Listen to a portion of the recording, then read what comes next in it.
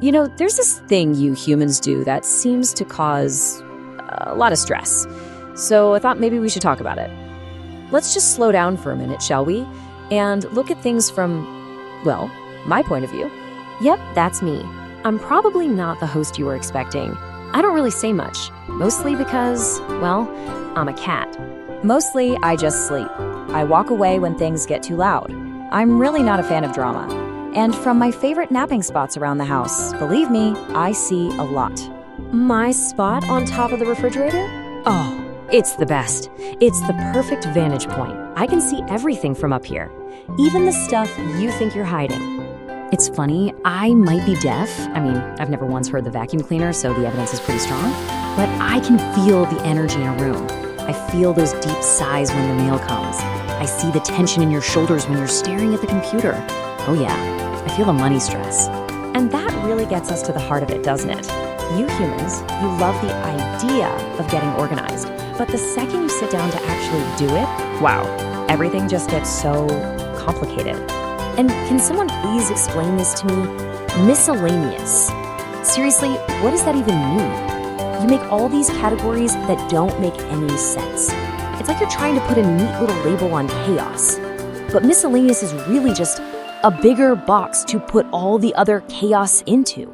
Oh, I've watched this whole performance. You get out the fancy pens, the spreadsheets, the special notebooks. You spend hours, literally hours, making everything look so perfect and tidy. It's a real masterpiece. And then, and this is my favorite part, you get so completely exhausted from the stress of budgeting that you just order takeout.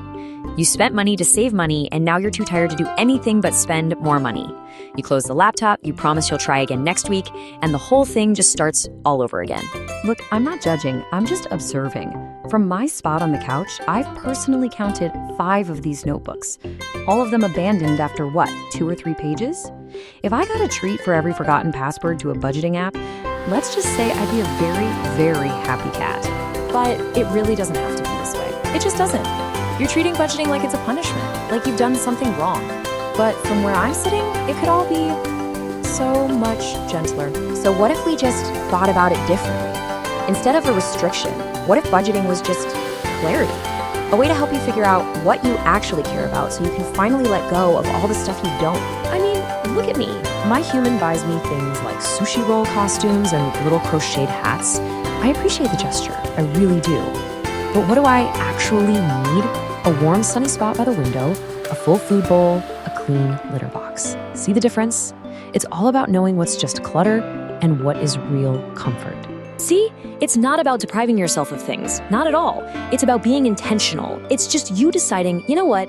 These are the things that actually make my life better, and then putting your energy there. So, okay, how do you do this? How do you actually get there? Let me give you a simple little guide. Just think of it as some friendly advice from a cat sitting quietly on a windowsill. It's really just 3 simple steps. I promise. No spreadsheets, no color coding required. Let's just break it down. Nice and easy. Okay, first things first. Just sit quietly. Don't look at your bank statements. Don't pull out a calculator.